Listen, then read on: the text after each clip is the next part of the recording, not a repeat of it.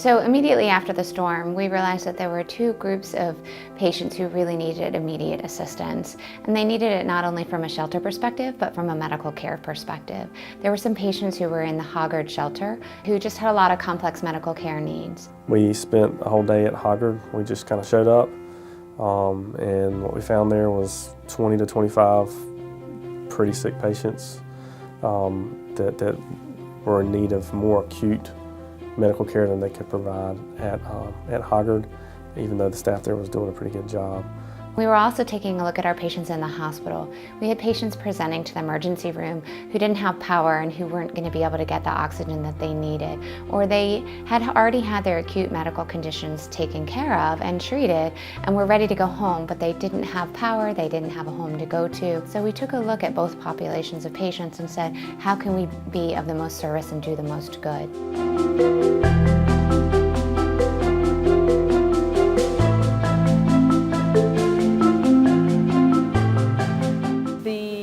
Hospital and the community talked with the school district about the need for a place for patients who were at the hospital who were ready for discharge but did not have a place of residence to return to and needed a school to be able to house those folks in a what they termed a medical shelter.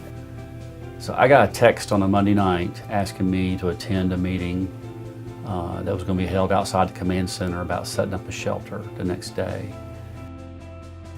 Tuesday morning we had a group of people meet at 8 in the morning, and by noon we had that thing ready to go to see patients. So we saw our first patient around 3 o'clock.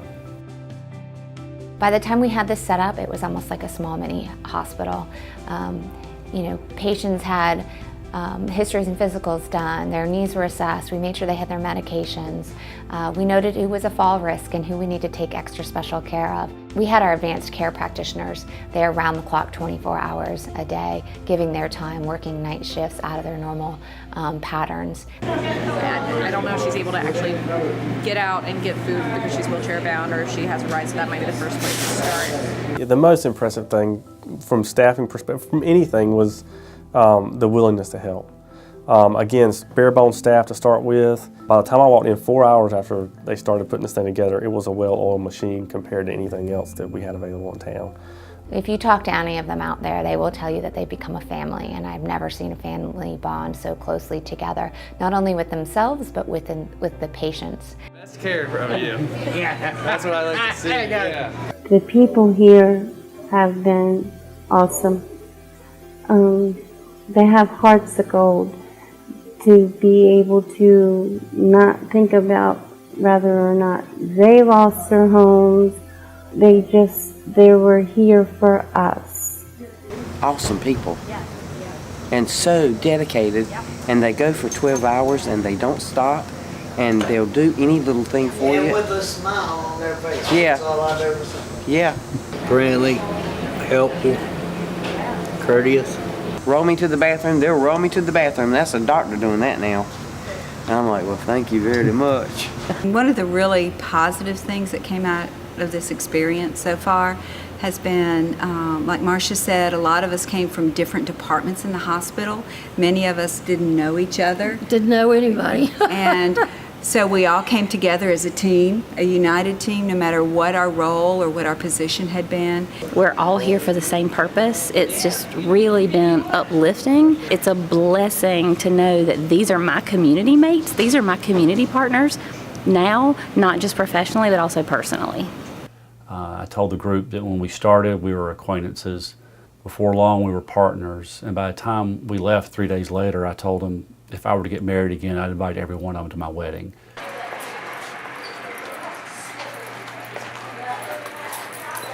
We just pulled together as a group and took care of these patients and not only met their physical needs, but we met their emotional needs. We have a patient that's here today that today is her birthday, and there are no cakes available, but we did find some Twinkies to make as a cake, and we're going to get a candle, and it's going to be a happy birthday for her. I have a patient that needs to be transported here in Wilmington. Are you able to do that? She's ready whenever you are. it was a huge need, and we had a chance to kind of step up for our hospital and for our patients, some of which were my own patients, which was a big deal to see them in those shelters. So that made it something special for me to take care of them. The teamwork and the giving and the sacrifice that everyone has made to make this happen for our community, and the selflessness that has gone on. I could not be more honored and proud to work with this set of heroes throughout this storm recovery process. I'm so thankful to be a part of the Wilmington community, to see the amazing work that everybody is putting into really getting our community back up and running.